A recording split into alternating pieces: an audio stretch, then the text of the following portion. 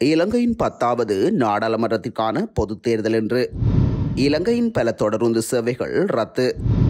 மன்னாரில் கைப்பற்றப்பட்ட அரசியல் கட்சியொன்றின் உலருணவுப் பொருட்கள். மகளை தகாத முறைக்குட்படுத்திய தந்தை நீதிபதி இளஞ்செழியன் பிறப்பித்த உத்தரவு. முன்னாள் அமைச்சர்களின் இல்லங்கள் குறித்து அரசாங்கம் எடுக்க உள்ள முடிவு. வாக்குச்சீட்டை புகைப்படம் எடுக்க தடை, வெளியான அறிவிப்பு. தேர்தல் பணிகளுக்கு நியமிக்கப்பட்டுள்ள அரசு அதிகாரிகளுக்கு வெளியான அறிவிப்பு. இந்தியாவில் அடக்கம் செய்யப்பட்ட அதிர்ஷ்ட கார். இலங்கையின் 10வது நாடாளுமன்றத்திற்கான உறுப்பினர்களை தெரிவு செய்வதற்கான பொதுத் தேர்தல் வாக்களிப்பு இன்று காலை 7 மணி முதல் மாலை 4 மணி வரை இடம்பெற்று வருகின்றது. இவ்வருட தேர்தலை சுதந்திரமாகவும் நியாயமாகவும் நடாத்துவதற்கு அனைத்தும் தயாராக உள்ளதாக தேர்தல்கள் ஆணைக்குழு அறிவித்துள்ளது. இந்த தேர்தலில் தேசிய பட்டியல் நாடாளுமன்ற உறுப்பினர்கள் உட்பட 8500க்கும் மேற்பட்ட வேட்பாளர்கள் போட்டியிடுவதுடன் வாக்களிக்க தகுதியானவர்களின் எண்ணிக்கை 1,71,40,354 ஆகும். இதேவேளை நாடளாவிய ரீதியில் 13,421 வாக்களிப்பு நிலையங்களில் மக்கள் வாக்களிக்க உள்ளனர். 5,006 அரசியல் கட்சிகளும் 3,346 சுயேட்சை குழுக்களும் இந்த ஆண்டு நாடாளுமன்ற தேர்தலுக்கு முன்வந்துள்ளன. இந்த நிலையில் வாக்கு எண்ணும் நிலையங்களில் வாக்குப்பட்டிகள் பெறப்பட்ட பின்னர் இரவு 7:15 மணிக்கு பின்னர் வாக்கு எண்ணிக்கை ஆரம்பிக்கப்படும் என ஆணைக்குழு தெரிவித்துள்ளது. மேலும் பொது தேர்தல் செயலகத்தால் தேர்தல் தொகுதிகள் மற்றும் வெளி மாவட்டங்களின் முடிவுகள் மீள்பரிசீலனை செய்யப்பட்டு அங்கீகரிக்கப்பட்ட பின்னர் ஊடகங்களுக்கு வெளியிடப்படும் என்பதால் உத்தியோகபூர்வமற்ற தேர்தல் முடிவுகளை வெளியிடுவதை தவிர்க்குமாறு ஆணைக்குழு கேட்டுக்கொண்டுள்ளது. அத்தோடு வாக்காளர் அட்டை பெறப்படாவிட்டாலும் வாக்காளர் பட்டியல் பதிவு செய்யப்பட்டிருப்பதால் அடையாளத்தை உறுதிப்படுத்தும் ஏற்றுக்கொள்ளப்பட்ட ஆவணத்தை எடுத்துச் சென்று வாக்களிக்கலாம் என்று ஆணைக்குழு அறிவித்துள்ளது. இதன்படி வாக்களிப்பதற்காக தேசிய அடையாள அட்டை, செல்லுபடியாகும் கடவுச்சீட்டு, செல்லுபடியாகும் ஓட்டுநர் உரிமம், பொதுச்சேவை, ஓய்வு பெற்ற அடையாள அட்டை, முதியோர் அடையாள அட்டை, தேசிய அடையாள அட்டை, தகவல் உறுதிப்படுத்தல் கடிதம், மாற்றுத்திறனாளிகளுக்கான தேர்தல் ஆணையகத்தால் வழங்கப்பட்ட தற்காலிக அடையாள அட்டை, தேர்தல் ஆணையம் மற்றவர்களுக்கு தங்களால் வழங்கப்பட்ட தற்காலிக அடையாள அட்டையை மக்கள் பயன்படுத்திக் கொள்ளலாம் என அறிவிக்கப்பட்டுள்ளது. தொடருந்து சாரதிகள் மற்றும் சாரதி உதவியாளர்கள் இல்லாத காரணத்தினால் இன்று 10 தொடருந்து சேவைகள் ரத்து செய்யப்பட்டுள்ளதாக அறிவிக்கப்பட்டுள்ளது.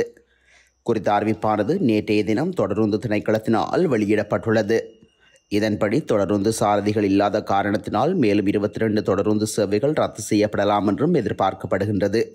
தொடருந்து சேவைகளுக்கு பொறுப்பான அதிகாரிகளால் தேவையான எண்ணிக்கைக்கு சாரதிகள் மற்றும் கட்டுப்பாட்டாளர்களை நியமிக்க முடியாவிட்டால் இந்த நிலை தொடரும் என குறிப்பிடப்பட்டுள்ளது. இந்த நிலைமையானது பயணிகளுக்கு அசௌகரியத்தை ஏற்படுத்தும் எனவும் எதிர்காலத்தில் மேலும் பல தொடருந்து சேவைகள் ரத்து செய்யப்படலாம் எனவும் திணைக்களம் தெரிவித்துள்ளது.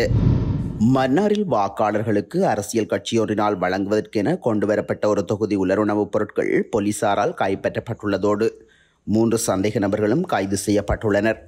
மன்னார் யாழ்ப்பாணம் பிரதான வீதியில் வைத்து அடம்பன் போலீசாரினால் வாகனம் ஒன்றில் வைத்து குறித்த உலருணவுப் பொருட்கள் மீட்கப்பட்டுள்ளன.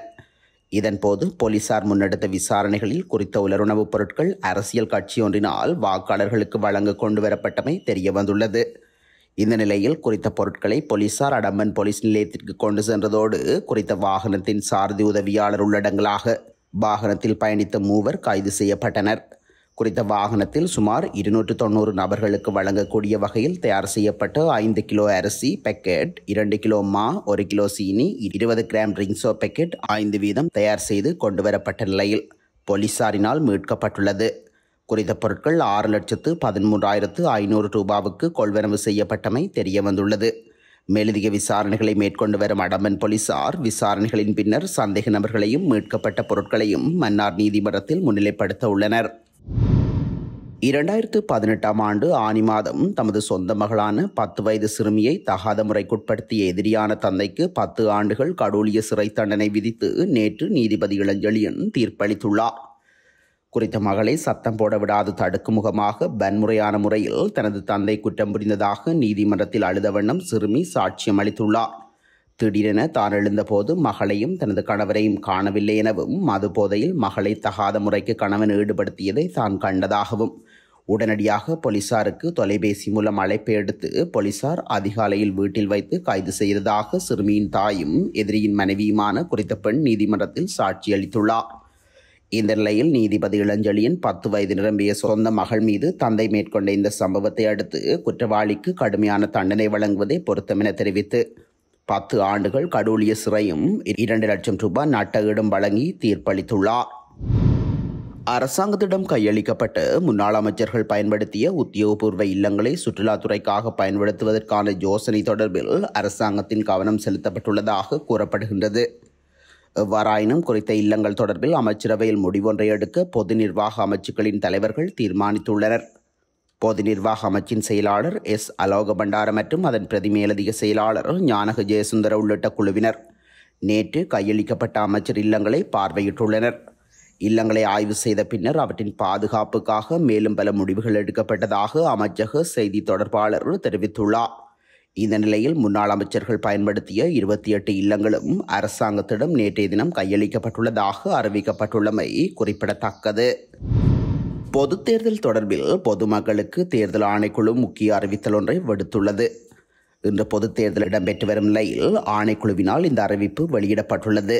இதன்படி பொதுத் தேர்தல் ஆகிய இன்று வாக்கெடுப்பு நிலையங்களில் வாக்களிக்கும் சந்தர்ப்பங்களையும் வாக்குச்சீட்டுகளையும் புகைப்படம் எடுத்தல், காணொலி எடுத்தல் அல்லது சமூக வலைதளங்களில் பதிவிடுதல் என்பன தேர்தல் சட்டங்களை மீறும் செயல்களாகும் என குறிப்பிடப்பட்டுள்ளது.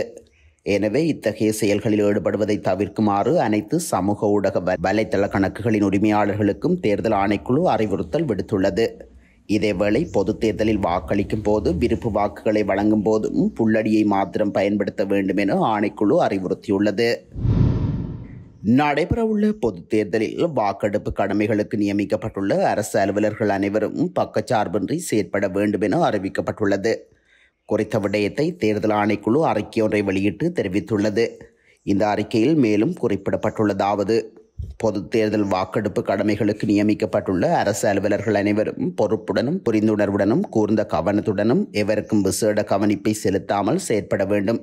தேர்தல் இடம்பெறும் காலப்பகுதியில் வாக்காளர்களுடனும் பொதுத் தேர்தல் வேட்பாளர்களுடனும் அதிகாரம் அளிக்கப்பட்ட முகவர்களுடனும் நட்புறவுடன் மற்றும் சகிப்புத்தன்மையுடன் செயற்பட வேண்டும். இந்த நிலையில் தேர்தல் இடம்பெறும் காலப்பகுதியில் தங்களுக்கு வழங்கப்படும் கடமைகளை சிறப்பாகவும் பொறுப்புடனும் நிறைவேற்ற வேண்டும் எனவும் அதில் தெரிவிக்கப்பட்டுள்ளது. குஜராத்தின் அம்ரோலி மாவட்டத்தில் கார் ஒன்றுக்கு தனித்துவமான மற்றும் உணர்ச்சிபூர்வமான இறுதிச் சடங்கு செய்யப்பட்டு அடக்கம் செய்யப்பட்ட சம்பவம் பெரும் பேசுபொருளாக மாறியுள்ளது. சுமார் 1500 பேர் கலந்து கொண்ட இந்த நிகழ்வின் போது 12 வயதான வெகனார் என்ற அதிர்ஷ்ட காருக்கான இறுதிச் சடங்குகளை குஜராத்திய குடும்பம் நடாத்தியுள்ளது. இறுதி நிகழ்வின் போது 15 அடி ஆழமான குழியில் மேற்கூரையில் சாமந்தி மலர் மாலைகள் மற்றும் ரோஜா இதழ்களால் அலங்கரிக்கப்பட்ட வெகனார் வாகனம் அந்த குழிக்குள் இறக்கப்பட்டது. இதன் பின்னர் மண் தூவி கார் அடக்கம் செய்யப்பட்டது. இந்த வாகனம் தனது குடும்பத்திற்கு பல ஆண்டுகளாக செழிப்பையும் மரியாதையும் கொண்டு வந்ததாக அவர் மேலும் குறிப்பிட்டுள்ளார்.